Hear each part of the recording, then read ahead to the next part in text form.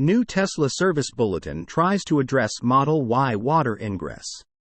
Tesla has published a new service bulletin for the 2020-2023 Model Y crossovers produced at the Fremont and Austin Gigafactories due to water leaking into the rear trunk area through the liftgate assembly.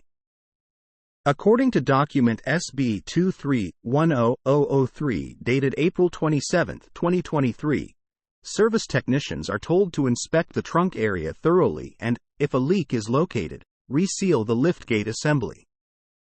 This repair is estimated to take 1.8 hours and involve replacing the liftgate lamp double-ended stud gaskets and the liftgate lamp connector gaskets, in addition to providing Loctite hybrid polymer sealant.